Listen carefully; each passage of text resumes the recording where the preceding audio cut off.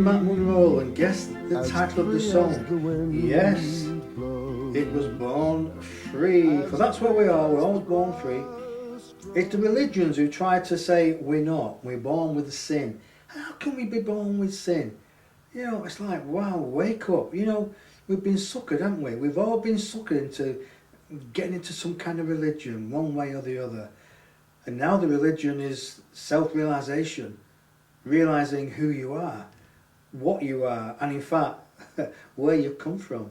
Isn't it beautiful when you wake up one sunny day and you actually smell the roses and you can smell the rain because it's rained at the night, and oh, it's just left a wonderful feeling, a smell, an energy. And this is what's been robbed of us by other people, by them saying we cannot do, we can't, we won't, we shouldn't, we have no permission. You get my drift, ladies and gentlemen. They keep saying you are not supposed to do, and we're saying poppycock. We are supposed to live our lives the best way now. And self-realization of who you are, where you're from, what you're capable of is phenomenal in each and everybody's heart now, especially the way showers. For it's your job to show the way to other people. There's no chance, there is nothing by coincidence that all you star children, star childs, indigos, psychic children, doesn't matter what you're called, but you're here now on earth, speaking, connecting to people in your hum-dub jobs. So you may think hum-dub jobs. Can't say that properly, but who cares? Yes, would you believe that I have a speech impediment? Some words I can't say, but does it really matter? No, because you know what I'm trying to say. I always say to people, it's not what you say, it's how you say it. Here, I can get away with murder by having a smile on my face and people do not take me serious. I wish they would sometimes, but they don't.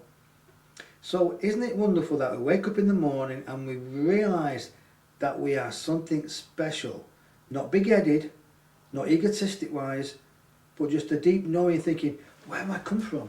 Who am I? What's going on? What's the message today? How can I inspire other people? Just tell me what to do. And then you connect to the inner self, you connect to the greater you, the greater bit that doesn't live here on earth, lives somewhere else, across the veil. Isn't it wonderful that when we do this, we feel inspired and we say, right, who can we talk to?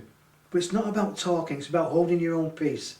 It's not being a born-again Christian with that energy to go and change the world because you found a gift, you found a truth, and you need to go and force this down somebody else's throat. No, it's knowing who you are, where you're from, what you're worthy of, and your potential, keeping it to yourself for now. It's loving thyself, being self-realised. Unconditional love starts with you first, but you've got to love yourself first. And when you realise all this, what can one say? Is that you're special. There's so much talk at the moment here in England of people out of jobs and the government doing wrong and the banks collapsing or trying to get more money out of people. And this has got to change. For how can mankind keep going the same way? It can't. There is a big shift. It's been talked about so many times by so many instruments, so many people, like our partner now, who is talking about this very subject. There is a mass consciousness to self-realization. And we keep saying the word before, when you realize yourself, that you are beautiful, unbreakable, phenomenal, you have an energy about you that people can see, they can taste, they can smell it, it's tangible. It's like the LA fog, you can see it, but you can't grab hold of it because it disappears through your hands. It's like you can't hold running water. Water always goes, but you can see it, you can feel it. You understand what I'm talking about, folks. I know you do. And it's when you can feel it and see it in other people, you say, why can't I have some myself? And we're going to say to you, you have got it. All you have to do is realise you've got it. And in that realisation, that split moment of who you are, oh my God, you have it. You put the jigsaw together, and the jigsaw is you. There's no fragment, there's no side. You've not lost a side. You know, how many jigsaws have you got from your childhood and there's a piece missing? In your life, ladies and gentlemen, there's not a piece missing. You've just misplaced it. You just misplaced it, and everything is moving quite well at the moment. I'm getting texts at the moment. People, I don't know what's going on, but my mobile phone is just flashing at me here. It's muted, but I can't hear it, but I can see people sending me texts, but they will not get me out of this energy level here. It's like saying, this is what Master Jesus talked about when he walked. It says, you be inspired. You are what you thinketh you are. And what you put out there, what you sow is what you reap. So when you sow this, when you give this to yourself, when you say, I am that I am great in everything I do, not being egotistic, but a knowing from yourself, from your soul, from your higher being, you attract it back to you. As you attract it back, you attract other people to you. And it's your job sometimes to guide them to find that self-realization within themselves. And then they go on and find other people. You are the shepherd, all of it. Shepherd, female or male, doesn't really matter. But you are the shepherd. Does it matter if one sheep goes away on its own? You try to find that sheep, try to bring it back, not into the fold, but bring it back into realization. This is what it's all about. You care for other people. You do not be dictative to them. You try to help them to understand what life's all about, and then you leave it to them to father it out. Sometimes you cannot walk in other people's shoes. You have not right to. You know, there's an old saying, walk in somebody else's shoes, but you can't, because that's their sole job. You cannot walk in somebody else's shoes, for that is their own soul going on that path of enchantment and self-realization. So it's up to them. Sometimes when people call you for help, sometimes you think, well, if I do that, you're not going to express your higher self, you're not going to understand it yourself and get the knowledge yourself. And this is why sometimes my guides, my people, my upstairs people, do not give me the answers. They say, find it, Dennis. Go within, find it yourself. As I'm talking to you now, I can feel the excitement coming through my body. You might be able to feel it yourself, and if you look at the video later, because I am recording this, and that upstairs keeps telling me, record, record, record, because people can connect. When they can see and feel the energy, connect. It's a push and a pull. You're connecting, you are activating, you're pushing buttons.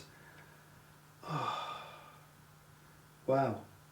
I think I better slow down a minute. I'm going to burn myself out here.